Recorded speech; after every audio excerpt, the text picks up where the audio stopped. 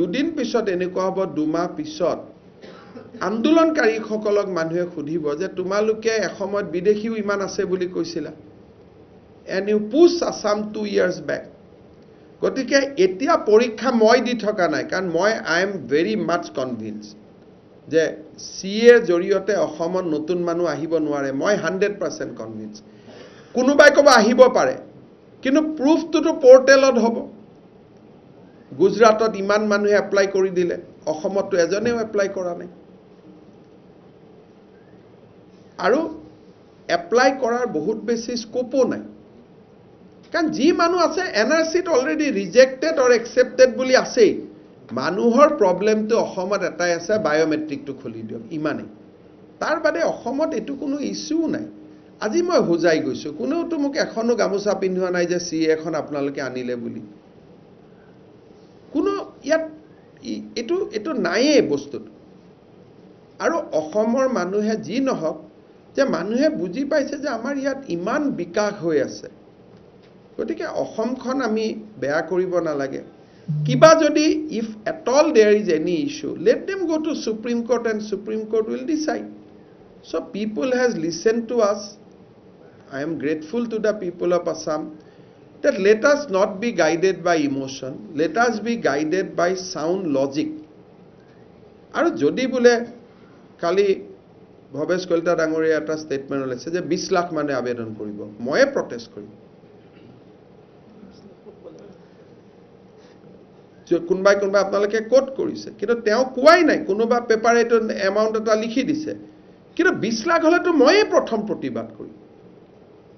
কাৰণ মইতো অসমীয়া না কিন্তু এনআৰসিত যিখিনি মানুহ ফসি আছে কাগজ দিছে বেচাৰাই 71 প্ৰতীক হাজেলাই ৰিফিউজি সাৰ্টিফিকেট খন নামানো বুলি কয় নামটো কাটি থৈ দিছে তো সেইখিনি মানুহৰটো শুনুৱাই হ'ব লাগিব they voted in 77 they voted in 81 they voted in 85 they voted in 90 so এখানে মোৰ মাইন্ডটো একদম ক্লিয়াৰ আছে আৰু আপোনাৰ আচৰিত হ'ব যে আপাৰ আসামত মানুহে দাস কলিতা মানুহে এনআৰসিৰ পৰা নাম বাদ পৰি বহি আছে ডেইলি আহি গলে কান্দি থাকে কোন এটা সমষ্টিত মই হিনান গৈছো আমাৰ শুদ্ধ অসমীয়া মানুহৰ 14000 এনআৰসিত দি লগাই থৈ দিছে কাৰণে প্ৰতীক হাজেলাই যেটো কৰি গল যাক ধৰিব লাগে তাক নধৰিলে নধৰিবলগীয়া মানুহখিনিক ধৰি থৈ গুচি গল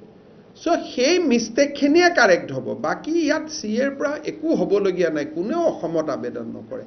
আৰু অসমত আছে কি আবেদন কৰিব কাৰণে এটা ইন্ডাষ্ট্ৰি নাই এটা হেৰি নাই এটা মাটি নাই মানুহৰ কি আমি কৰিছো কি আজিৰ পৰা 10 বছৰ পিছত আবেদন কৰিব যদি ইলেক্ট্ৰনিক সিটি হৈ যায় অসমত সেমিকন্ডাক্টৰ হাব হৈ যায় তেতিয়া কৰিব আজিনো ইয়াত আছে কি কৰিবৰ কাৰণে আমি নিজে নিজক ওপৰত থৈ দিছো যে অসমতে আহি যাও এটা কৈছে চাহ বাগিচাত আহি সোমাব আৰে বাগিচাৰ লেবাৰ মানুহে বাগিচাৰ দৰমহা ইমান কম that they are migrating to Karnataka মই বেংগলুৰুত যাও হলত সোমাবই নোৱাৰো কোনো দোকান পোহাৰ হোটেল সব অসমৰ লৰা আগুৰি ধৰে কৰ লৰা বাগানৰ লৰা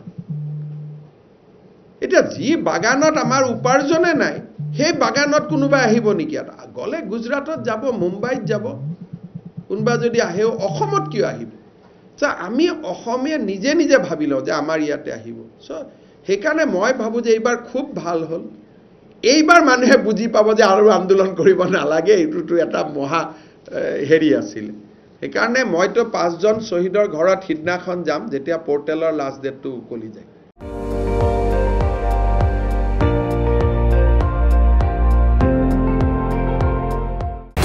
আপুনি চাই আছে ND24